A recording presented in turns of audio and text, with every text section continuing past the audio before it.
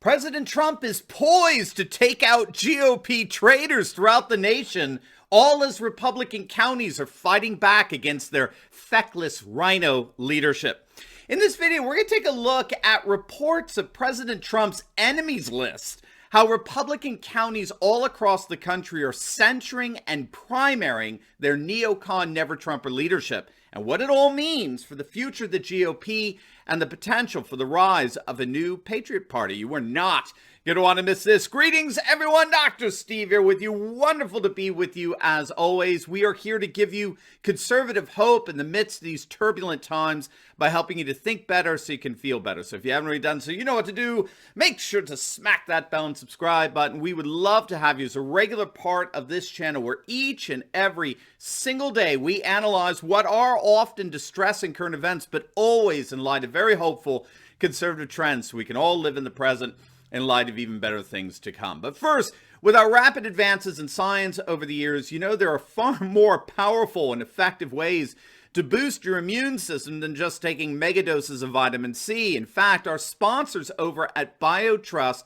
have combined four of the world's best immune-supporting powerhouses, along with that megadose of vitamin C, into their #1 immunity support product, Ageless Body. Simply put, Ageless Body provides you 5 of the most powerful immune support ingredients available, including their #1 immunity support recommendation, turmeric, which has 46 times better absorption than most other forms. And best of all, if you click on that link below today, you can now get Ageless Body at their lowest price ever, 51% off with free US shipping to boot. So don't wait, click on that link or go to agewithsteveturley.com. All right, gang, let's dive right in here. We have been saying over and over again, the populist revolt is just beginning, and my, are we beginning to see the rise of that over the last several days. It's being widely reported that President Trump has amassed a political enemies list of Republicans to target in the primaries. It's being reported that Trump has over $70 million on hand in campaign cash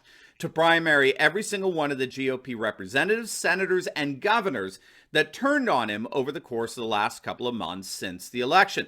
Liz Cheney, who led 9 other Republican representatives to vote to impeach President Trump, she's already getting primaried. State Senator Anthony Bouchard has announced his campaign to unseat Cheney, citing Cheney's longtime never-Trumper stance, along with her impeachment votes, both demonstrate just how out of touch she is with the voters of Wyoming. If you don't know, the good citizens of Wyoming voted for President Trump over Sleepy Joe by 45 points. Trump got 70% of the vote in Wyoming. So obviously, she's getting primaried. And this happened just after the Republican Party, the Central Committee in Carbon County, Wyoming, unanimously voted to censure Liz Cheney for leading 9 other Republican congressmen to vote to impeach President Trump.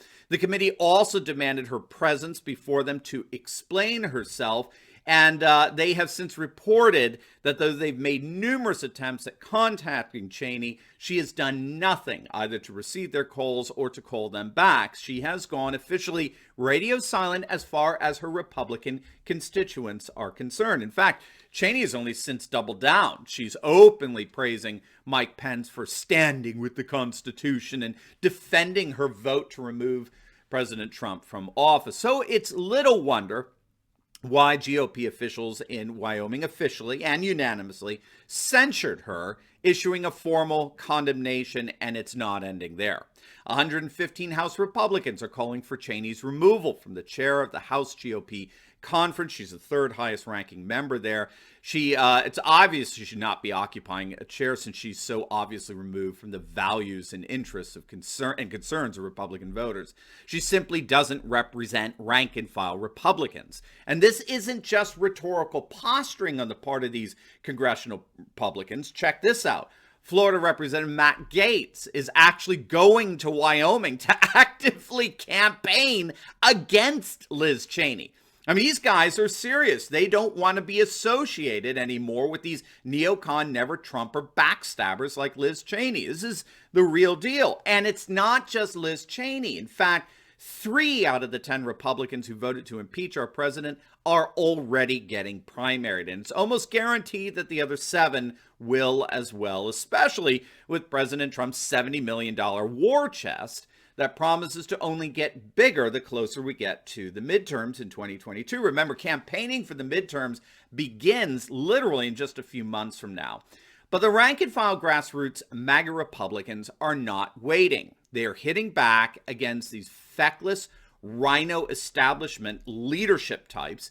And if they're rising up against these neocons as any indicator of what to expect over the course of the next year, we may be seeing a fundamentally different and radically transformed Republican Party. So, for example, we reported last week that Republican leaders in Nelson County, Kentucky, voted unanimously to formally censure Republican Senator Leader Mitch McConnell after his temper tantrum on the Senate floor, blaming Trump for the Capitol Hill riot. Moreover, there are increasing calls for Mitch McConnell to step down since he so obviously no longer represents the new MAGA base nationalist populist Republican Party.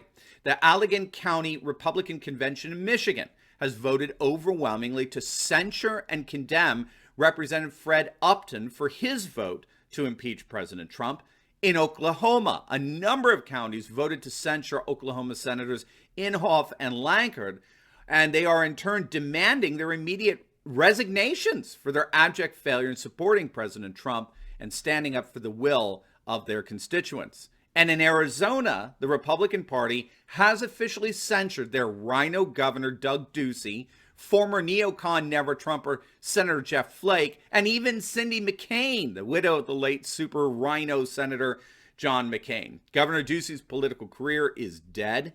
He recently announced that he is not running for the Arizona Senate seat in 2022 because he's so obviously politically tarnished over his total and complete backstabbing of President Trump these last couple of months. He's clearly a RINO McCain Republican, and the Arizona Republican Party just doesn't want anything to do with those RINO McCain types anymore. Jeff Flake, too, he continues to embarrass himself every time he opens his mouth. There's literally not a shred of difference between what nonsense spews from his mouth and what spews out of Nancy Pelosi's sputtering lips.